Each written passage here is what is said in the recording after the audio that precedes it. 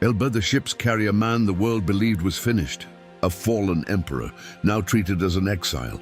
But aboard that vessel travels someone who refuses to accept defeat. A man about to risk everything in one final impossible gamble. That man is Napoleon Bonaparte. Once, his armies had shaken Europe to its core. Kingdoms, cold February 1815. Under the cover of darkness, a small fleet cut silently through the waters of the Mediterranean, moving west from the island of Apst before him. Empires bent to his will. His name alone inspired fear across battlefields from Spain to Russia. But after more than a decade of relentless war, a conflict that consumed millions of lives, Napoleon had finally been crushed. Only 11 months earlier, the combined powers of Europe had forced him from the throne in humiliating defeat. Britain, Russia, Prussia, and Austria believed the nightmare was over. To erase him from history, they exiled him to the tiny island of Elba, allowing him to rule over a miniature kingdom while the Bourbon monarchy reclaimed France. But exile was never enough to contain Napoleon. On Elba, the former emperor grows restless. Reports begin reaching him from the mainland. France's new king is deeply unpopular. The people are frustrated. Veterans of the old empire whisper his name once more. At the same time, the great powers of Europe are beginning to distrust one another again. Old rivalries are resurfacing, and worse still for Napoleon. Rumors suggest his enemies may soon send him somewhere far more remote. Somewhere escape would be impossible. Napoleon refuses to become a prisoner of fate. His belief in destiny remains unshaken. In his mind, history has not finished with him yet. So once again, he chooses action over surrender. He will return to France. He will attempt the unthinkable. He will try to reclaim his throne, even if it drags all of Europe back into war. But this desperate mission nearly ends before it even begins. Only one day after leaving Elba, as the evening sun disappears behind the Mediterranean horizon, Napoleon's ship passes dangerously close to a vessel of the French Royal Navy. The tension is unbearable. Discovery would mean arrest or death. Yet for reasons never fully explained, the royal ship does nothing. No inspection, no pursuit, no confrontation. It is as if fate itself is allowing Napoleon one final chance. On March 1st, 1815, Napoleon lands on the southern coast of France at Golfe-Juan with barely 1,000 soldiers from his imperial guard. It is a tiny force compared to the armies that once marched under his banners. Yet the stakes could not be higher. He stands only miles away from Nice, the same region where his meteoric rise began nearly 2 decades earlier during the Italian campaign that first made Europe fear his genius. But Napoleon understands the danger. Every hour matters. If the monarchy reacts quickly, his rebellion will be crushed before it gains momentum. He needs speed, he needs supporters, and above all, he needs the army, avoiding royalist strongholds. Napoleon chooses a brutal mountain route through the Alps for 6 exhausting days. He and his followers travel nearly 200 miles along frozen paths, steep cliffs, and narrow roads buried in snow and ice. The journey exposes a painful truth. This is no longer the young Bonaparte of glory days past.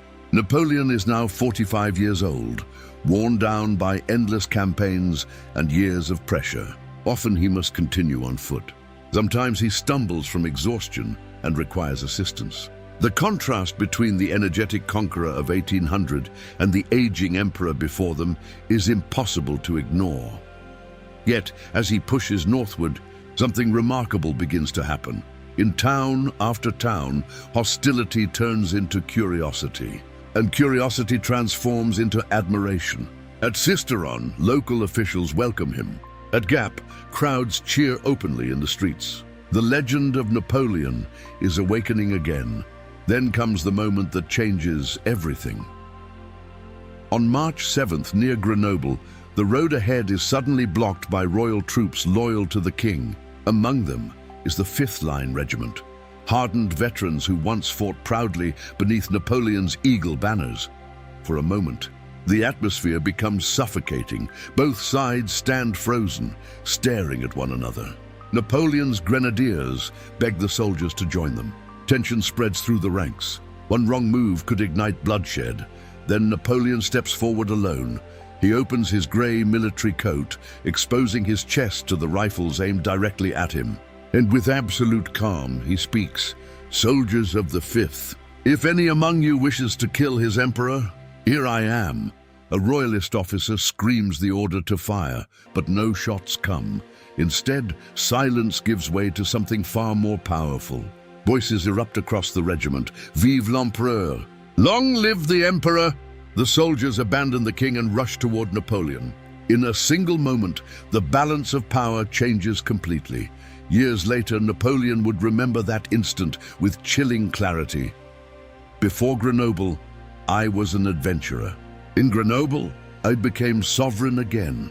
Meanwhile, in Paris, the royal court still refuses to grasp the danger.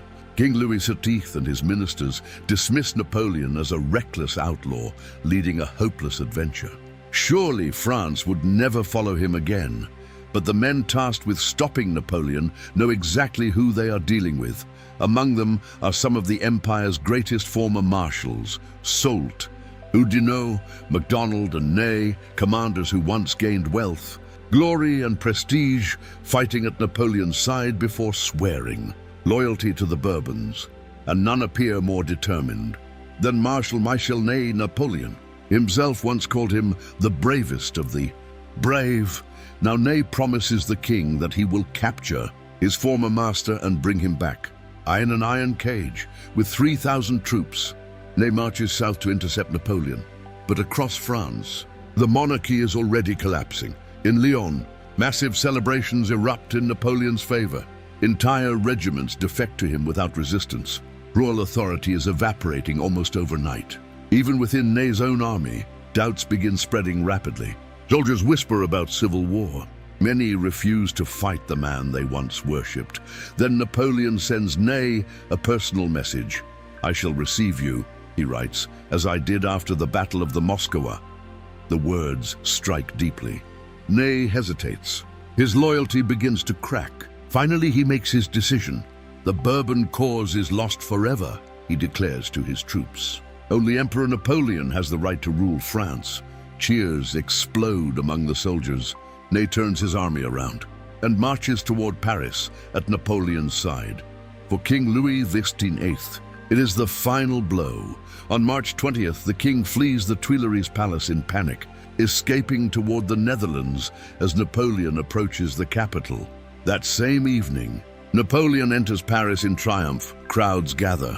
Former ministers, officers, and loyal veterans flood the streets to greet him. Men cast aside by the Bourbons return eagerly to his side. Even Joseph Fouché, the cunning and deeply dangerous former minister of police, offers his services once again. Napoleon accepts immediately. In the weeks that follow, Paris becomes a storm of activity. Napoleon appoints new officials across France. He promises constitutional reforms, reduced censorship, and a more liberal government inspired by Britain's political system. Public works resume. Supporters of the empire burst back into action with renewed energy, but beneath the celebrations lies a terrifying reality. Across Europe, every major power understands what Napoleon's return truly means. War is coming again. The year before, Europe's monarchs had gathered at the Congress of Vienna to reshape the continent after Napoleon's fall. Yet without him as a common enemy, the alliance had already begun falling apart. Rivalries over territory and influence threatened to divide the victors. Some even feared another war between the allies themselves. But the moment news arrives that Napoleon has reclaimed power in France, everything changes instantly. Britain, Russia, Prussia, Austria, all differences are forgotten. Together, they form the Seventh Coalition and declare Napoleon not merely a threat to France, but an enemy and disturber of the world. Massive armies begin assembling across Europe.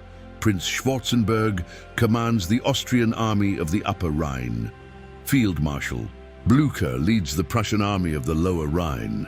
The Duke of Wellington commands a multinational army in Belgium, and far to the east, Russian forces prepare to advance under Barclay de Tolly.